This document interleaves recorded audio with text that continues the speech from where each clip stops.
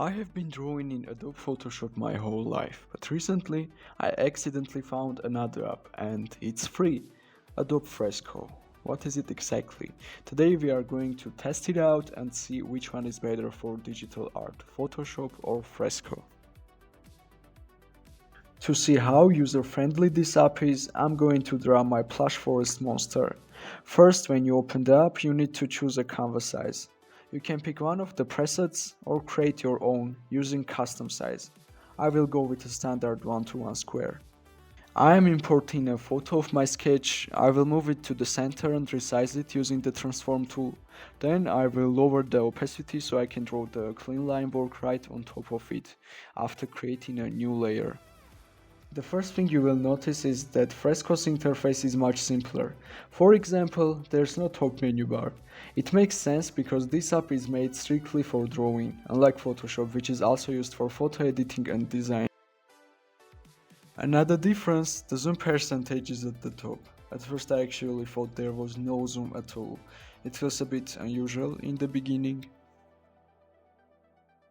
Now let's talk about the tools.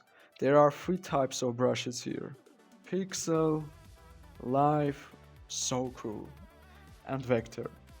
Vector brushes automatically open in a new layer. Also, when using vector brushes, you can actually draw outside the canvas area. You can adjust the size, opacity, smoothing, and other settings for every brush. There are tons of brushes to choose from, especially pixel ones. But there is a downside. Unlike Photoshop, you can't see the brush cursor size while you are changing it. After the brushes we have the eraser, which also has adjustable settings.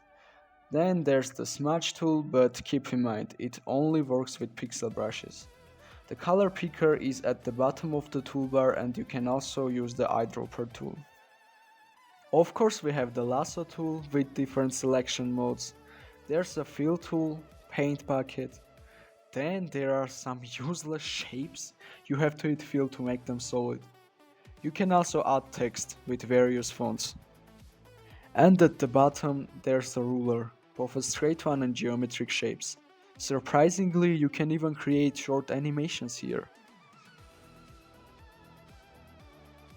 I downloaded this app from the Microsoft Store and yes, it's completely free. After downloading, you just need to sign into your Creative Cloud account and that's it, you're ready to draw. Once you are finished, you can export your drawing in any format you need by using the share button at the top. As I mentioned at the beginning, I have never used this app before and this is my first time drawing in it. So let me share my impressions and talk about the main pros and cons of Adobe Fresco. Let's start with the cons. As I said earlier, you can't see the brush cursor size when you change it using a shortcut. Because of this, you have to constantly use the slider to adjust the size, which definitely takes more time. Another thing is that there are no basic geometric shapes. It's a bit strange because the shapes icon actually shows a circle and a triangle, but when you click it, they aren't there. There are three different categories of shapes, but none of them are just simple basic ones. Now for the pros. The variety of brushes is amazing, there are so many to choose from. The light brushes work perfectly and are actually very relaxing to use. Honestly, there are a lot of other interesting features here, and I will probably make another video about Fresco soon.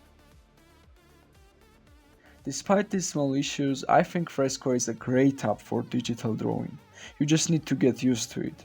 I am definitely going to draw something else in Fresco again.